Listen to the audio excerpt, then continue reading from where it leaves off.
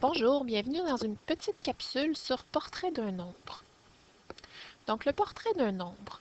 Pour représenter un nombre, on peut utiliser le matériel de base 10. Donc, la plus petite unité pour représenter un nombre dans un nombre entier, c'est le petit cube unité qu'on est habitué de voir dans notre matériel de manipulation en classe. Ensuite, on peut utiliser également les bâtonnets de dizaines. Donc, chaque bâtonnet va représenter une dizaine. Donc, dans le fond, c'est 10 petits cubes unités qu'on a consolidés ensemble pour faire un bâtonnet de dizaines.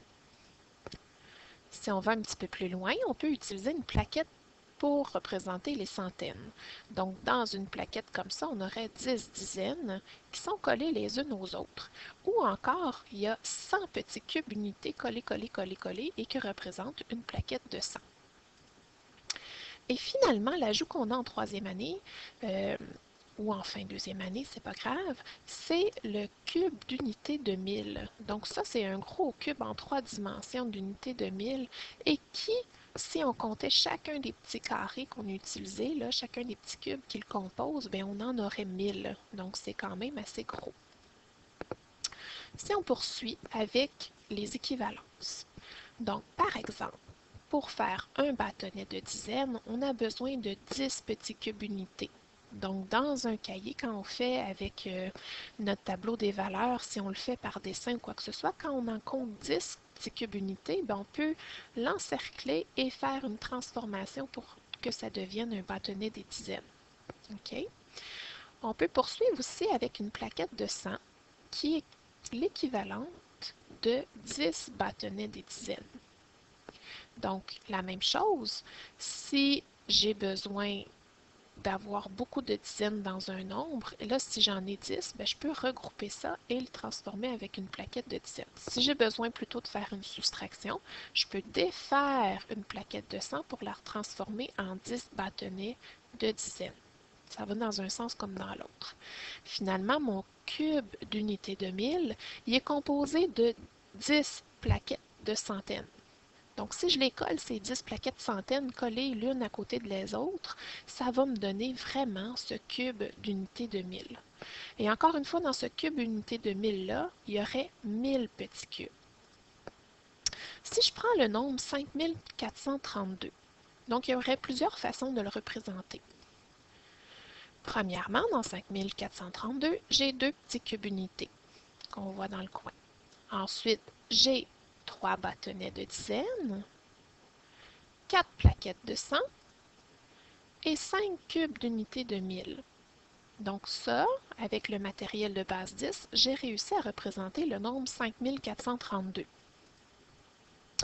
On pourrait décider de remplacer la plaquette de 100 pour